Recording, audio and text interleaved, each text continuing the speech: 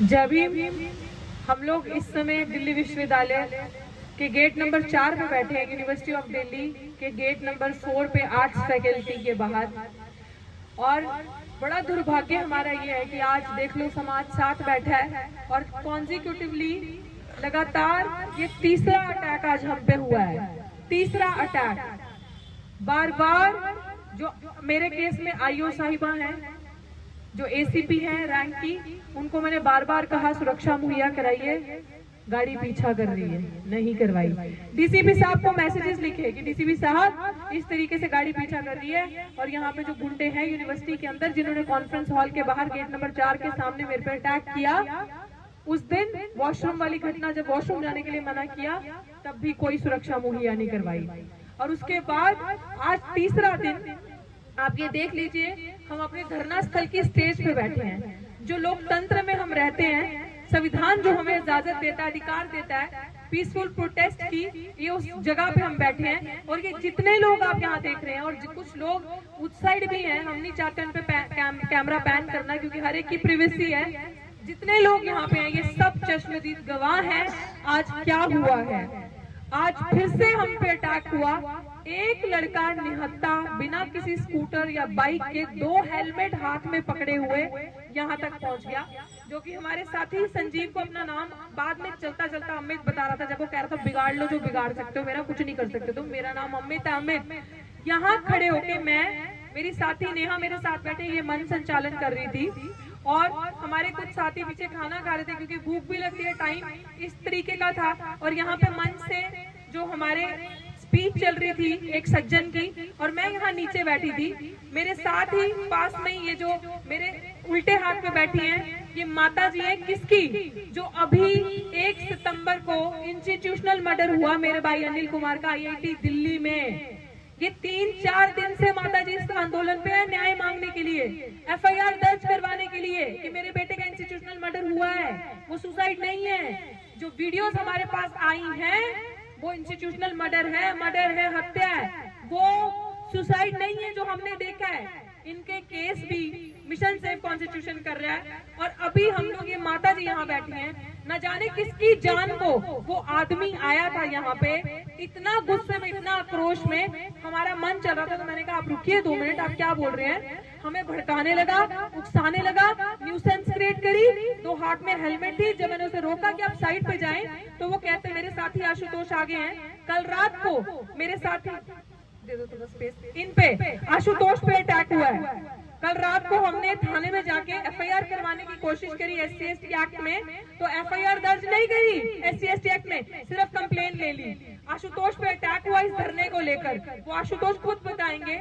ये आशुतोष का अटैक मिला के 4था अटैक हो गया हम पे। क्या दलित अपने हक अधिकार की बात करते तो गलत है क्या? अगर मैं मेरे भाई अनिल कुमार IIT से जिसका इंस्टीट्यूशनल मर्डर हुआ उसके अधिकारों की बात कर रही हूँ तो गलत है क्या? मैं मेरा भाई आयुष जो जुलाई में जिसकी हत्या हुई उसके लिए इंसाफ मांग रही हूँ तो गलत है क्या? मैं अपने लिए, अपना जो टीचिंग तबका है जो किसी भी कारण की वजह से नहीं बोल पा रहा, मुझे नहीं पता उनके कारण क्या है, मुझे नहीं पता वो क्यों धरने पे नहीं आ रहे, क्या डर है या क्या गुलामी है, मैं ये लड़ाई अपने लिए नहीं लड़ रही। पढ़ो, नौकरी नहीं, न्याय चाहिए। न्याय मांगने के लिए कौन किसी को मारता है यार? न्याय मांगने पे, अपनी आवाज, हक अधिकार की आवाज उठाने पे दिल्ली विश्वविद्यालय बैठ के कौन किसी को धमकाता है? कौन निहत्था इंसान बिना स्कूटर बाइक के 2-2 हेलमेट लेके आता है? अगर मैं नहीं उठती तो वो मेरी साथी नेहा पे अटैक करता, फिर दूसरा अटैक वो मेरे पे करता हेलमेट से। मैं उठी क्योंकि याद रखना निहत्थे हैं हम, सेल्फ डिफेंस हमें भी आता है। अगर तुम पीछे से अटैक करोगे तो हमें डर लगेगा, हम कुछ नहीं कर पाएंगे। सामने से अटैक करोगे, जिस हाथ से अटैक करोगे वो हाथ वापस नहीं लेके जाओगे, उंगली वापस नहीं लेके जाओगे। अगर लड़कियों को छेड़ने की कोशिश करी और वो यहाँ पे आके धर्म की बातें कर रहा था, मैं आपको बता रही हूँ बार बार, ये मिशन सेव कॉन्स्टिट्यूशन लड़ रहा है सारे गरीब मुस्लिमों की लड़ाई, गरीबों की लड़ाई।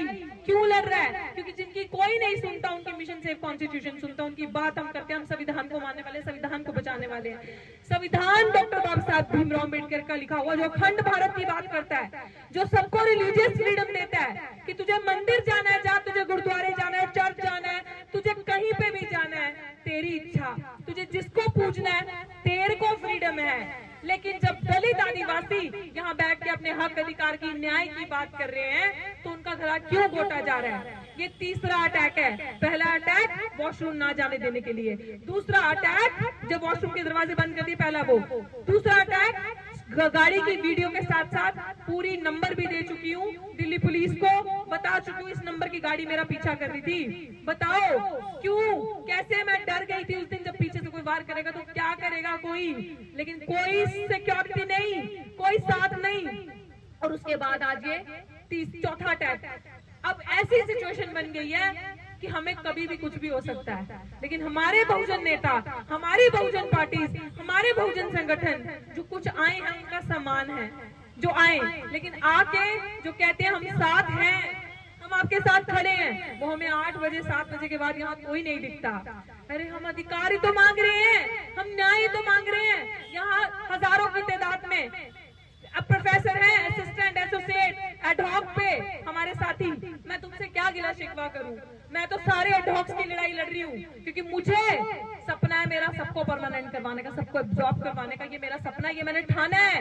हर उसको जो जिसको सताया गया है, जिसको नौकरी से निकाला गया है, 5-5 साल, 10-10 साल, 20-20 साल के उन्हें पढ़ाया, सच के लिए साथ खड़े आवाज उठाई, इन सब ने उनको निकाल के कर दिया पीछे। जिसने चाटुकारिता की, दलाली की, बेईमानी करी, जिसके अंदर कोई टैलेंट नहीं है, जो सबसे अच्छी दरी उठाता है, पत्तल उठाता है, जो इनके झूठे तलवे चाटता है, उसको नौकरी दे दी। जिसके अंदर कोई मेरिट नहीं है, जिसकी डिग्रीज आप कहीं से देख लो, ऐसे ऐसे सबूत हमारे पास आए हैं, इन्होंने कितना कितना पैसा खाया है, वो सब कुछ हमारे पास है। इन्होंने ऐसे ऐसे लोगों को नौकरी दी जिसके अंदर मेरिट नहीं, जिसके अंदर मेरिट है वो सब सिस्टम से बाहर है।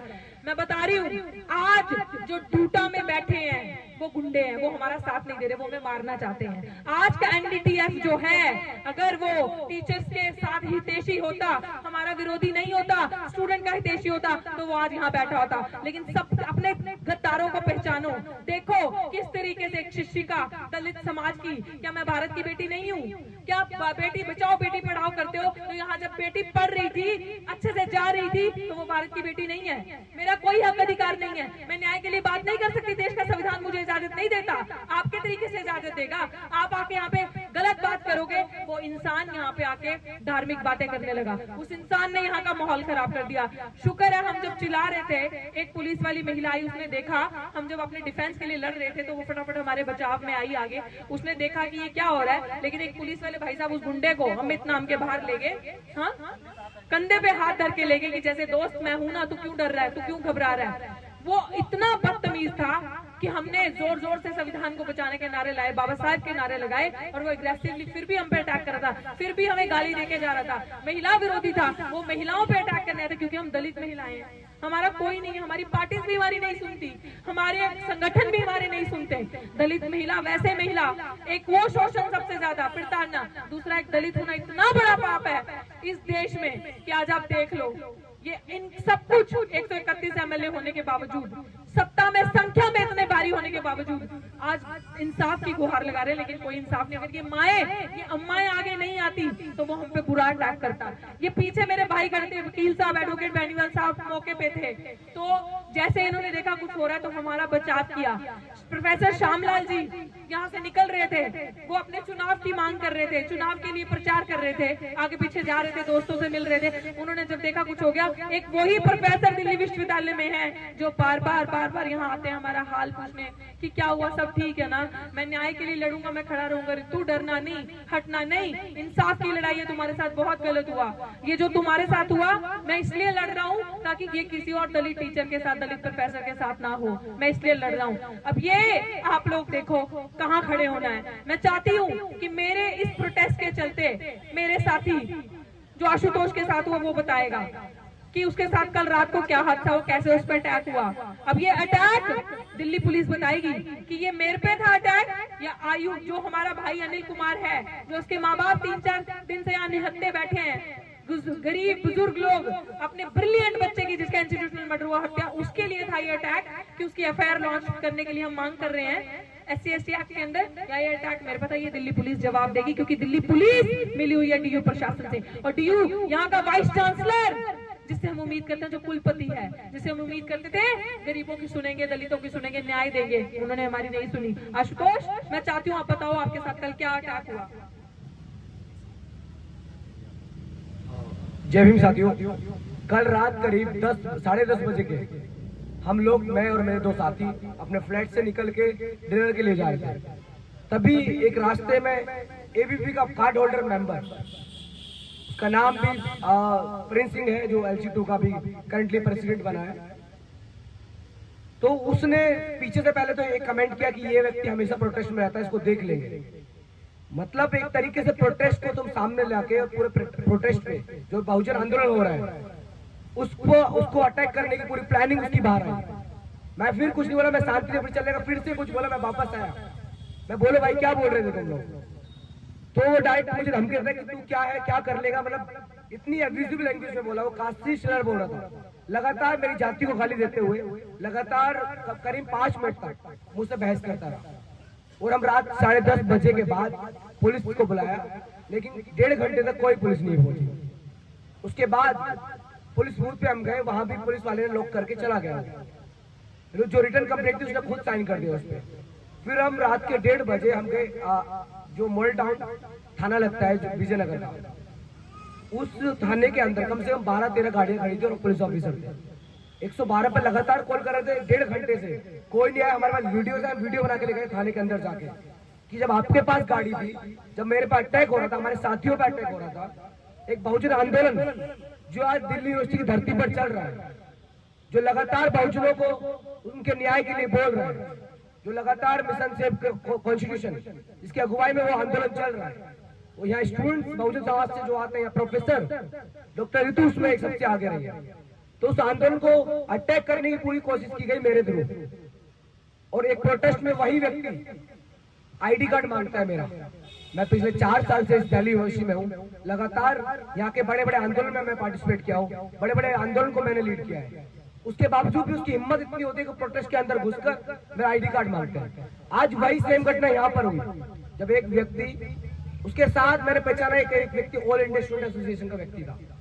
हम ऐसे लोगों को भी पहचानना होगा। अब्दुल नाम है उसका, जो उसके साथ था। वो एक वो आया, बार बार बोला कि मेरे धर्म को क्यों बोल रहे हो।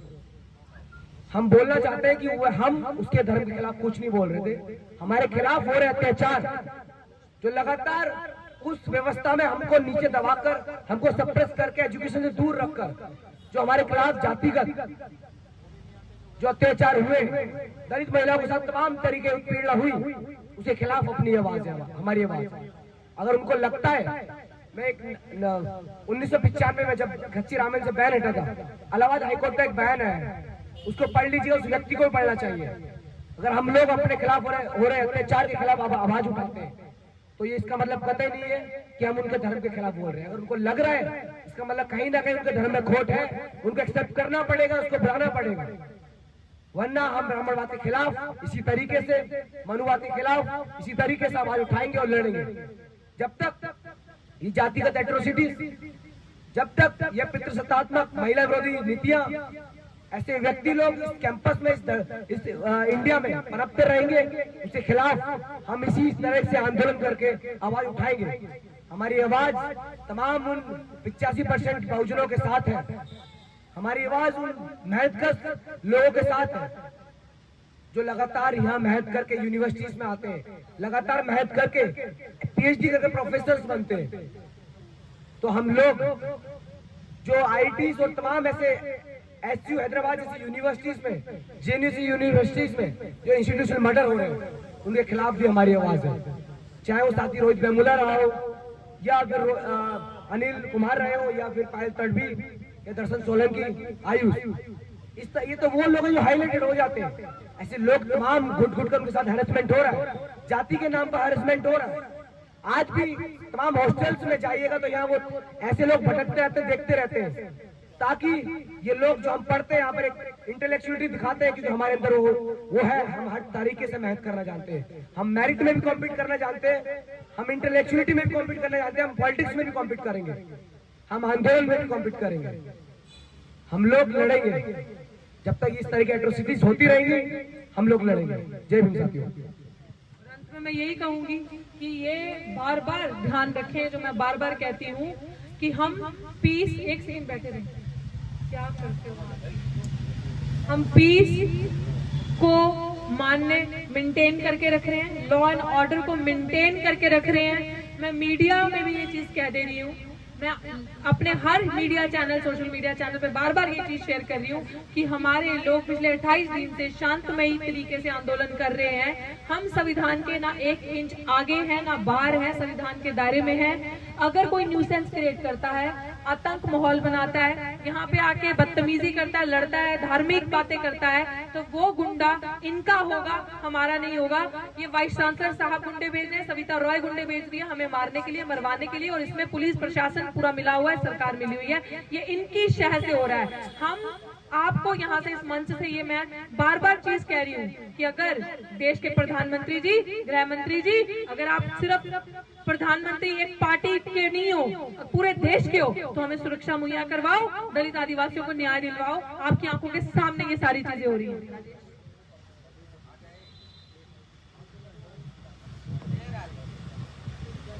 मैं बस इतना ही कहना चाहूंगा, जब ये पहले दिन मोर्चा लगा था तो पहले दिन से ही यहाँ पे पुलिस को बाकायदा लेटर के माध्यम से इंफॉर्मेशन दे दी गई थी। तो जब ये बात आती है SC/ST एक्ट की और SC कम्युनिटी के लोग जब अपने हक अधिकार की बात करते हैं तो वो संवैधानिक तरीके से ही अपनी बात रख रहे हैं। और DCP साहब हो, चाहे कमिश्नर साहब हो, चाहे SHO साहब हो, उनको रिटर्न में दे दिया गया था। तो उनकी जिम्मेवारी बन जाती है उस कानून के तहत कि यहाँ पे सुरक्षा पुख्ती कर दी जाए, महिला पुलिस हो और जो लोकल पुलिस हो, क्योंकि ये महिला यहाँ से पुरजोर तरीके से अपने न्याय के लिए आवाज उठा रही है। तो आज भी जैसे कि पहले भी बताया डॉक्टर रितु जी ने कि एक सिक्योरिटी गार्ड ने यहाँ पे हमला किया था उनके ऊपर, एक गाड़ी ने पीछे किया था। तो जो हमारे नेशनल कन्वेनर है एडवोकेट महमूद पराचा जी, वो अपने लगभग 50-60 लोगों की टीम लेके एडवोकेट की थाने में गए थे। जबकि SHO साहब की जिम्मेवारी बनती है, अगर मौखिक तौर पे भी इन्होंने कंप्लेंट दी है तो तुरंत उसको FIR करके इनको दे देनी चाहिए थी, और जो सिक्योरिटी है वो यहाँ पे उपलब्ध करा देनी चाहिए थी। हमारे उसी टीम के साथी बेनीवाल जी, एडवोकेट बेनीवाल जी, ये भी लगातार वहां पे थाने में जाके कंप्लेंट दे रहे हैं और बता रहे हैं कि यहाँ पे जो आंदोलन चल रहा है, यहाँ किसी भी तरीके से RSS के लोग या BJP के लोग या सविता रॉय के जो लोग हैं वो हमला कर सकते हैं। तो ये तो पुलिस की जिम्मेवारी बनती है, और ये कहने से नहीं, ये SC/ST एक्ट ये खुद उनकी जिम्मेवारी लगाता है कि यहाँ पे वो पुख्ता इंतजाम करें, CCTV कैमरे लगाए, यहाँ पे जितने भी लोग हैं उनकी गतिविधियों को ध्यान रखे। लेकिन वो ऐसा नहीं हो रहा। अब ये पता नहीं क्यों, शायद ये बात साबित होती है इन बातों से कि वो चीजें मिली हुई हैं। तो मैं बस इतना ही कहना चाहूंगा कि जितने भी बहुजन साथी हैं, हम लोग मिशन से कॉन्स्टिट्यूशन के पेज के माध्यम से, रितु जी अपने चैनल के माध्यम से और तमाम सोशल मीडिया के माध्यम से हम अपने बहुजन जितने भी परिवार हैं, सदस्य, उनको बता रहे हैं कि यहाँ पे दिन रात अनिश्चितकाल धरना चल रहा है। शायद हमारी तादाद यहाँ पे कम बैठ पा रही है, इसी कारण ये एक मनुवादी लोग आके यहाँ पे हम पे हमला बोलते हैं, हम पे टिप्पणी करते हैं उल्टी सीधी, और पुलिस को हम इन्फॉर्म करते हैं तो पुलिस भी कार्रवाई नहीं करती है। तो आपसे उम्मीद करूंगा जितने भी बहुजन साथी हैं, हम लोग खैर डरने वाले नहीं है, ये आंदोलन चलेगा, चलाते रहेंगे, हम लड़ेंगे, क्योंकि हम बाबा साहब को मानने वाले लोग भी हैं, हम उधम सिंह को मानने वाले लोग हैं, हम भगत सिंह को मानने वाले लोग हैं। जिंदगी बेशक हम कम जिए, लेकिन जिएंगे सम्मान के साथ। मैं कोशिश करूंगा कि बेनीवाल जी भी कुछ पॉइंट बताएं, क्योंकि थाने के अंदर पुलिस वालों ने भी FIR करने में बड़ी देरी लगाई और काफी बहसबाजी के बाद ये FIR होती है। सभी साथियों को जय भीम, सभी के लिए नीला सलाम। देखिए, अगर अपने न्याय की आवाज उठाना या अन्याय के खिलाफ खड़ा होना अगर गुनाह है तो ये गुनाह हम रोज करेंगे। ये अमित शाह जी सुन लें अच्छी तरह से, और ये दिल्ली पुलिस अमित शाह जी के अंडर आती है। तो प्लीज मैं गुजारिश करूंगा अमित शाह जी से कि एट्रोसिटी एक्ट को दिल्ली पुलिस को पढ़वाएं और उसको इम्प्लीमेंट कराएं। यहाँ जितने भी लोग हैं सब सताए हुए लोग हैं। दिल्ली पुलिस हमारी एक आवाज क्यों नहीं सुनती है, इस पर सोचना जरूर पड़ेगा हमारे लिए। तो मैं बस यही कहूँगा कि जो आज हमारे साथियों पे जैसे डॉक्टर रितु या आशुतोष जी पे हमला हो रहा है, हम किसी धर्म के खिलाफ नहीं हैं, लेकिन जिस धर्म में हमें मान और सम्मान नहीं है हम उसके खिलाफ हैं। हम किसी धर्म की बुराई नहीं कर रहे हैं। यहाँ से आपका धर्म आपको मुबारक हो, और हमारी जो कानून के तहत हम काम कर रहे हैं या संविधान के तहत जो हम बात कर रहे हैं वो हमें मुबारक। तो प्लीज कोई भी शक्ति हमें आकर के डराने की कोशिश न करे। ये यहाँ जितने भी लोग हैं संख्या में भले ही कम होंगे, लेकिन सारे कट्टर अम्बेडकरवादी हैं। और जो अम्बेडकरवादी है,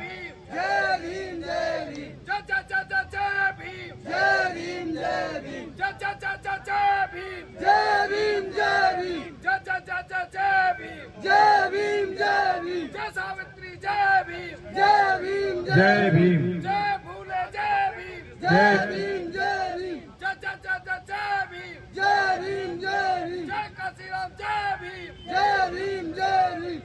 मैं अमित शाह जी से विनती करूंगा कि दिल्ली पुलिस को डायरेक्शन दें और दिल्ली पुलिस से भी गुजारिश करूंगा कि वो जो घटना हुई है इसमें कार्रवाई करें। धन्यवाद। देखिए, पहले भी तो हादसा हो चुके हैं और ये जो आज हुआ है, इन्होंने जब एक हमारे सरदार जी जो भाषण दे रहे थे उनको जो बता रहे थे, उन्हें सीधा आके अटैक किया। और वो भी जो ये अमित का लड़का जो अमित आया था और ये जो गला चला हुआ था, ये भेजा हुआ लड़का था। इसके साथ एक लड़का और था जो इनके जो सपोर्ट में आया था। उन्होंने खुद बोला था कि ये हमारे धर्म का विरोध कर रहे हैं। हम किसी धर्म का विरोध नहीं कर रहे हैं, हम जो अपना इंसाफ मांग रहे हैं, अपना न्याय मांग रहे हैं। मैं अमित शाह जी को पूछना चाहता हूँ, यहाँ की दिल्ली पुलिस सोई हुई है और इनकी दिल्ली पुलिस इनको सपोर्ट कर रही है, गुंडों को। जो इनके आज ये कहते थे नरेंद्र मोदी दिल्ली के लाल किले से कि बेटी पढ़ाओ बेटी बचाओ, आज वही बेटी इन गुंडों से बचाना पड़ रहा है। तो मैं ये कहना चाहता हूँ, यहाँ की दिल्ली पुलिस और यहाँ की सरकार, अगर हमारी बहन को कुछ हुआ, सबसे पहले हम जान देने के लिए तैयार हैं। तो मैं यही कहूंगा कि एक इनको पुलिस सुनने की काम करे।